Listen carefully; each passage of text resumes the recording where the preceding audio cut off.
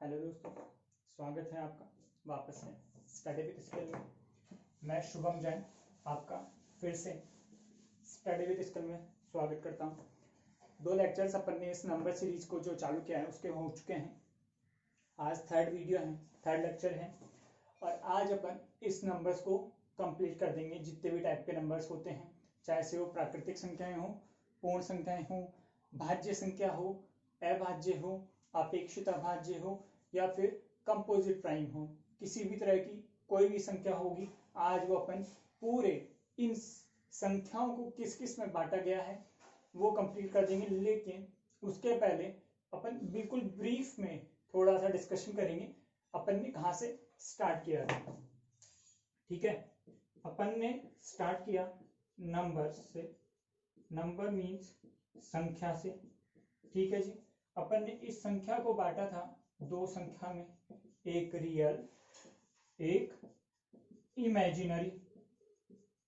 ठीक है जी, रियल वास्तविक, इमेजिनरी अवास्तविक। मेरे साथ लिखते चलेंगे।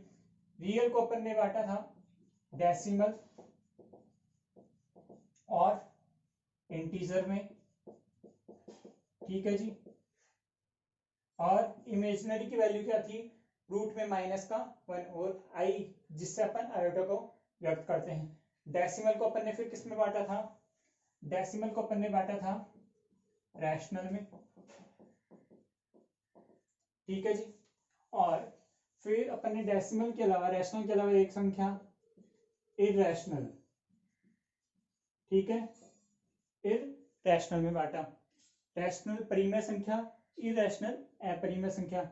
अपन बांट रहे थे इंटीजर्स को। इंटीजर्स को अपन ने किस किस में बांटा, पॉजिटिव इंटीजर, नेगेटिव इंटीजर और एक न्यूट्रल इंटीजर 0। यहां तक अपन पढ़ चुके थे। आज अपन यहीं से इंटीजर से स्टार्ट करेंगे और देखेंगे कि प्राकृतिक संख्याएं क्या होती हैं, पूर्ण संख्याएं क्या होती हैं, भाज्य संख्याएं क्या होती हैं, अभाज्य संख्याएं क्या होती हैं। चलिए स्टार्ट करते हैं और अपन स्टार्ट करते हैं आज इंटीजर। डेफिनेशंस को लिखते चलेंगे मेरे साथ। पूर्णांक which means integers, वो ही पूर्णांक 1 से लेके इंफिनिटी तक और माइनस में अपन अभी जो क्लासिफाई कर रहे हैं सारी संख्याएं पूर्णांक कहलाती है। ठीक है, फर्स्ट अपन ने इसको बांटा धनात्मक पूर्णांक में, पॉजिटिव इंटीजर में, न्यूट्रल इंटीजर 0 और नेगेटिव इंटीजर दैट इज ऋणात्मक पूर्णांकों में। धनात्मक पूर्णांक के अंदर क्या क्या आया, प्लस का इनफाइनाइट से लेके 1 2 3 4 1 2 3 4 से लेके प्लस के इनफाइनाइट तक। ऋणात्मक में क्या आया, माइनस इनफाइनाइट से लेके -4 -3 -2 -1 तक। ठीक है जी, और ये अपना 0 क्या, न्यूट्रल इंटीजर। ठीक है, अब आगे बढ़ाते हैं कि देखिए सबसे पहली चीज प्राकृतिक संख्याएं क्या होती है। आपको ये सब पता है कि 0 की खोज तो बाद में हुई, 1 2 3 4 पहले आए थे। तो 1 2 3 4 ये सब जो हमें प्रकृति के द्वारा प्रदत्त है, इन संख्याओं के समुच्चय को ही क्या कहा जाता है, प्राकृतिक संख्याएं। और मैं बोलूं तो पॉजिटिव इंटीजर्स को ही क्या कहा जाता है, प्राकृतिक संख्याएं। क्या कहा जाता है, प्राकृतिक संख्याएं। मतलब कि 1 2 3 4 और ये संख्याएं क्या है, प्राकृतिक संख्याएं। जब इन प्राकृतिक संख्याओं में हम इस न्यूट्रल इंटीजर 0 को जोड़ देते हैं तो ये क्या कहलाता है, पूर्ण संख्या। अच्छा, सब समझ में नहीं आया, दोबारा मैंने कहा अगर मैं संख्याएं 1 से स्टार्ट करता हूं तो वो कहलाती है प्राकृतिक संख्याएं। लेकिन जब मैं इन्हीं प्राकृतिक संख्याओं को 0 1 2 3 4 और इनफाइनाइट तक चालू करता हूं तो फिर वो क्या कहलाती है, पूर्ण संख्याएं। डिफरेंस पता हुआ, क्या हुआ, 0 का डिफरेंस नंबर्स को चेंज कर देता है, इसीलिए 0 को न्यूट्रल इंटीजर कहा गया है। ठीक है जी, आपको पता पड़ गया कि प्राकृतिक संख्याएं क्या होती हैं, पूर्ण संख्याएं क्या होती है। अब देखिए हम जो ये पॉजिटिव इंटीजर है ना, इस पॉजिटिव इंटीजर को ही अलग अलग भागों में और बांटते हैं। ठीक है जी, चलिए अब अपन बांटना स्टार्ट करते हैं पॉजिटिव इंटीजर्स को। दो संख्याएं पता पड़ी, प्राकृतिक और पूर्ण। ठीक है, अब किस पूर्णांक की बात कर रहे हैं अपन? धनात्मक। धनात्मक पूर्णांक को अपन बांटना चालू कर रहे हैं। ठीक है, देखिए धनात्मक पूर्णांक को तीन भागों में बांटा गया है। सबसे पहला अभाज्य संख्या, अभाज्य प्राइम नंबर। फिर इधर आती है कंपोजिट नंबर, जिसको हिंदी में क्या कहते हैं? भाज्य संख्या। अच्छा, फिर ये एक किसके लिए है? एक के लिए है। ठीक है जी, एक को न तो प्राइम माना गया है ना ही कंपोजिट। एक ना तो अभाज्य है और ना ही भाज्य। बहुत important question. One is neither A prime number nor a composite. एक ना ही अभाज्य है और ना ही भाज्य, याद रखनी है। ठीक है, अच्छा भाज्य संख्याएं क्या होती है? भाज्य संख्याएं वह संख्याएं जिनके दो से ज्यादा गुणनखंड होते हैं। दो से ज्यादा गुणनखंड जिसके होते हैं वह क्या कहलाती है? भाज्य संख्या कहलाती है। सर दो से ज्यादा का मतलब, जैसे मैंने लिखा 4, ठीक है 4 लिखा, 4 के गुणनखंड क्या क्या है? एक तो एक 2 और एक 4। गुणनखंड का मतलब होता है जिस संख्या को आप निकाल रहे हैं उस संख्या में किस किस का भाग जा रहा है। तो एक तो 1 का जाता है, एक 2 का जाता है और एक 4 का जाता है। ठीक है जी, तो ये 1 2 4 इसके गुणनखंड हो गए। ये 2 से ज्यादा हुए नहीं हुए, तो ये क्या है? एक भाज्य। 6 1 2 3 6 बिल्कुल एक क्या है? अभाज्य संख्या, भाज्य संख्या। तो भाज्य संख्या वह संख्या होती है जिसके दो से ज्यादा गुणनखंड होते हैं। एक ना तो प्राइम है ना ही कंपोजिट। अब आती है अपनी प्राइम नंबर्स की बात। प्राइम नंबर्स को भी दो भागों में बांटा गया है। एक को प्राइम सह अभाज्य, एक रिलेटिवली प्राइम। बहुत ही नाजुक सा डिफरेंस है दोनों में, बड़े ध्यान से देखेंगे। रिलेटिवली प्राइम, देखिए को प्राइम क्या होती है, उसके पहले प्राइम क्या होती है? अभाज्य संख्या वह संख्या होती है जिसके दो ही गुणनखंड होते हैं, ना दो से कम ना दो से ज्यादा। और वो दो गुणनखंड भी कौन कौन से होते हैं? एक तो एक खुद एक और एक खुद सेल्फ, ये दो ही इसके गुणनखंड होते हैं। अब देखिए मैंने लास्ट लेक्चर में आपसे पूछा था स्मॉलेस्ट प्राइम नंबर क्या होता है। तो स्मॉलेस्ट प्राइम नंबर जब पता पड़ गया कि एक ना प्राइम है ना को कंपोजिट है, तो एक के बाद में प्राइम कौन सा आया? एक के बाद में प्राइम हो आया 2। जी हाँ, 2 का एक और दो ही है गुणनखंड। 3 4 नहीं होगा, 5 6 नहीं होगा क्योंकि 6 है भाज्य, 7 फिर होगा 11।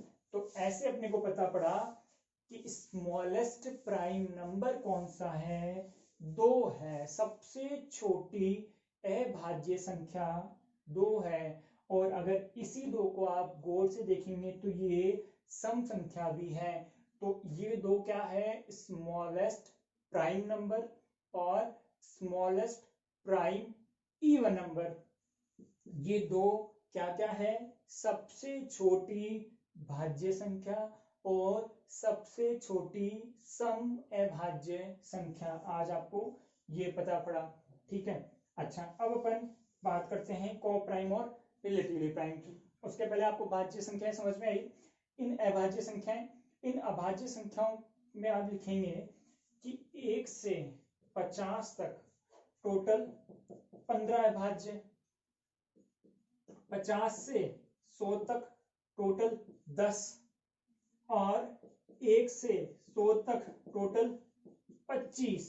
ऐसे करके ये 1 से 100 तक कितनी होती है 25, 1 से 50 तक 15, 50 से 100 तक 10 और फिर 25, टोटल मिला के कितनी हो गई 1 से 100 तक 25। ये आप नोट कर लेंगे। अब अपन बात करते हैं सह अभाज्य और अपेक्षित अभाज्य की। देखिए सह अभाज्य संख्या ऐसी दो संख्याओं का समुच्चय जो कि प्राइम नंबर है, मतलब set of two prime number is called coprime. जैसे एग्जांपल में 2 3, बिल्कुल सर 2 भी एक तो सह अभाज्य भाज्य अभाज्य है और 3 भी अभाज्य है। एक में लिखूं 5 7, हाँ जी सर बिल्कुल 5 भी प्राइम है और 7 भी प्राइम है। तो दो अभाज्य संख्याओं का समुच्चय क्या कहलाता है को प्राइम कहलाता है। जबकि अपेक्षित अभाज्य संख्या क्या होती है, ऐसे दो नंबर, ना ही मैंने ये बोला नंबर, ना तो मैंने बोला अभाज्य संख्या, या मैं बोलूं ऐसी दो संख्याएं, कोई भी दो संख्याएं जिनका हाईएस्ट कॉमन फैक्टर 1 होता है, इसको लिखेंगे ऐसी दो संख्याएं जिनका हाईएस्ट कॉमन फैक्टर 1 होता है क्या कहलाती है रिलेटिवली प्राइम। अब ये HCF क्या होता है इसको अपन आगे डिस्कस करेंगे, लेकिन मैं इसको समझा देता हूं थोड़ा सा। HCF का मतलब है, जैसे मैंने संख्या ली 9 और 25, 9 और 25, 9 एक विषम संख्या है, 25 भी एक विषम संख्या है, बिल्कुल है।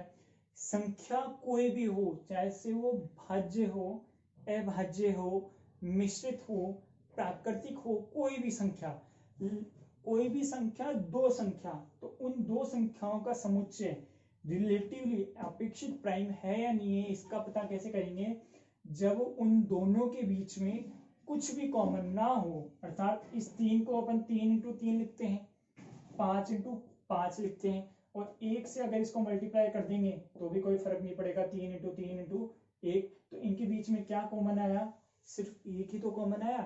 तो ऐसी दो संख्याएं जिनका HCF मींस कॉमन, दोनों संख्याओं के बीच में एक कॉमन संख्या कौन सी है, वो अगर 1 है तो वो क्या कहलाती है अपेक्षित अभाज्य।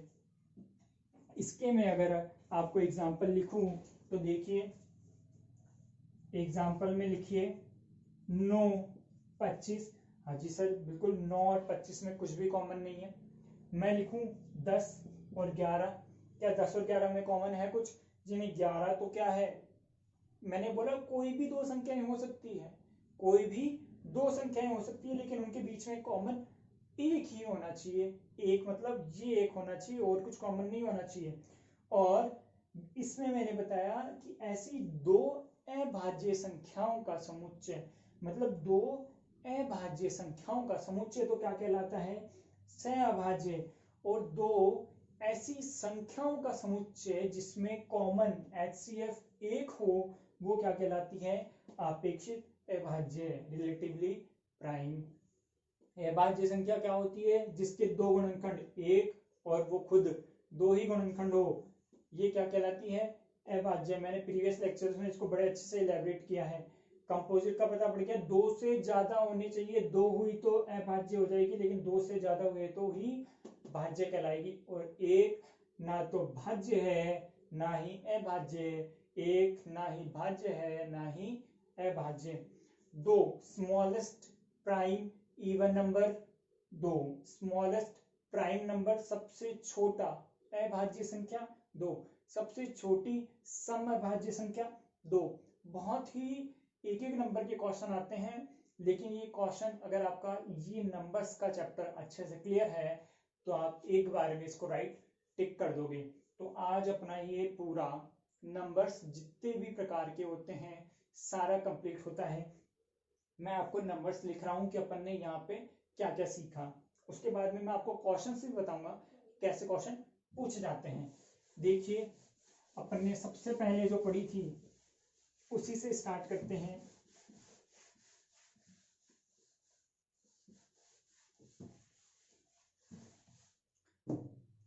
सबसे पहले अपन ने पढ़ा था व्हाट इज रियल नंबर, वास्तविक संख्याएं क्या होती है। ठीक है, उसके बाद में अपन ने पढ़ी इमेजिनरी नंबर। ठीक है साहब, फिर अपन ने इमेजिनरी नंबर पढ़ा, फिर अपन ने इस रियल को ही और दो भागों में बांटा। और डेसिमल नंबर्स क्या होते हैं, डेसिमल नंबर्स दशमलव संख्या, उसके बाद में डेसिमल और फिर इंटीजर्स पूर्णांक संख्या। इस डेसिमल को ही अपन ने दो भागों में बांटा था, परिमेय संख्या और अपरिमेय संख्या में। ठीक है जी, डेसिमल से अपने को दो संख्याएं पता पड़ी थी, परिमेय और अपरिमेय। अगर मैं इसको ऐसे बना दूं तो भी कोई दिक्कत ना होगी। रियल को अपन ने दो भाग में बांटा, डेसिमल और इंटीजर में, और एक थी इमेजिनरी। ठीक है साहब, डेसिमल को इंटीजर्स। अब अपन ने इंटीजर्स को बांटा तीन भागों में, पॉजिटिव धनात्मक इंटीजर, न्यूट्रल इंटीजर और ऋणात्मक नेगेटिव इंटीजर। इस न्यूट्रल की जगह मैं लिख देता हूं 0 जो कि न्यूट्रल इंटीजर है, और एक नेगेटिव ऋणात्मक इंटीजर। फिर अपन ने इस पॉजिटिव इंटीजर्स को ही किसमें बांटा, प्राइम नंबर अभाज्य संख्या में। फिर इसी को अपन ने एक में बांटा भाज्य संख्या में, और इसी पॉजिटिव इंटीजर्स में ही अपन ने क्या लिखा, एक, जो कि ना तो अभाज्य और ना ही भाज्य है। ठीक है, अब अपन ने इस अभाज्य संख्या को और किसमें बांटा, इस अभाज्य संख्या को अपन ने बांटा सह अभाज्य संख्या में और अपेक्षित अभाज्य संख्या में। ठीक है साहब, ये अपन ने पूरा बांटा। इस पॉजिटिव इंटीजर्स में ही अपन ने क्या सीखी, एक तो प्राकृतिक, यहां नीचे तो नहीं दिख रहा होगा, इधर लिख देता हूं। अपन ने देखी प्राकृतिक संख्या और क्या देखी, पूर्ण संख्या। अपन ने इसी पॉजिटिव इंटीजर्स में देखी। इसी पॉजिटिव इंटीजर्स में अपन ने क्या देखी, सम संख्या, और इसी पॉजिटिव इंटीजर में क्या देखी अपन ने, विषम संख्या। यहाँ पे देखो कितने नंबर्स अपन ने पढ़ लिए, 1 2 3 4 5 6 7 8 9 10 11 12 13 14 15 16 17 18। तो ऐसे कुल मिला के अपन ने 20 संख्याएं पढ़ चुके हैं अपन, बड़े ही इजी वे में। अब आपको ये पता होना चाहिए कि प्राइम नंबर क्या होता है, इंटीजर क्या होती है, कंप्लीट नंबर्स क्या होते हैं, पूर्ण संख्याएं क्या होती है, नेचुरल नंबर्स क्या होते हैं, डेसिमल में रैशनल नंबर क्या होता है, इरैशनल नंबर क्या होता है। इस तरह से आपकी ये संख्याएं जो है कंप्लीट होती है, जो कि बहुत इंपॉर्टेंट पार्ट है नंबर सिस्टम के टॉपिक का। आपको अब क्वेश्चंस की बात करता हूं कि क्या पाई रैशनल है, नहीं। मैंने कहा था पाई की अप्रोक्सीमेट वैल्यू होती है 22/7, परफेक्ट वैल्यू नहीं होती, इसलिए पाई अपरिमेय है, लेकिन 22/7 रैशनल है। ठीक है, smallest prime number 2, smallest prime even number क्या, 2। इस तरह से ऐसे बहुत से क्वेश्चंस हैं जो इनकी डेफिनेशन से ही पूछ लिए जाते हैं। प्राकृतिक और पूर्ण संख्या में डिफरेंस किसका होता है, 0 का। क्या एक अभाज्य है, नहीं। क्या भाज्य है, नहीं। एक ना तो अभाज्य और ना ही भाज्य, दोनों ही नहीं है। इस तरह से इस पूरे चैप्टर में आपने बहुत सी चीजें सीखी नंबर्स के बारे में। इस पूरे चैप्टर्स को, पूरे तीनों लेक्चर्स को बड़े ही इत्मीनान से आराम से देखिए, और कोई चीज जो आपको समझ में ना आए वो कमेंट्स बॉक्स में डाल दीजिए। अब देखिए नंबर सिस्टम का एक पार्ट शुरू का जो है नंबर्स, वो कंप्लीट होता है। आगे अपन बढ़ाएंगे नंबर सिस्टम को अलग अलग टॉपिक्स में, इसमें यूनिट डिजिट हुआ, रिमाइंडर थ्योरम हुआ, मतलब बहुत से टॉपिक्स हैं। धीरे धीरे करते हुए इस पूरे नंबर सीरीज के नंबर सिस्टम को धीरे धीरे कंप्लीट करते हुए चलेंगे। ये कैसे लगे आपको, पूरे याद करने हैं, और इस चीज का फीडबैक जरूर कमेंट बॉक्स में देना है। ठीक है, नेक्स्ट लेक्चर में अपन नंबर सिस्टम को आगे लिखते हुए चलेंगे। तब तक के लिए इन सबको याद कीजिए। नेक्स्ट लेक्चर में मैं कुछ नए क्वेश्चंस लेके आऊंगा, कुछ नए कंसेप्ट लेके आऊंगा जो आपको बहुत फायदेमंद होंगे। ठीक है, तब तक के लिए गुड बाय, टेक केयर।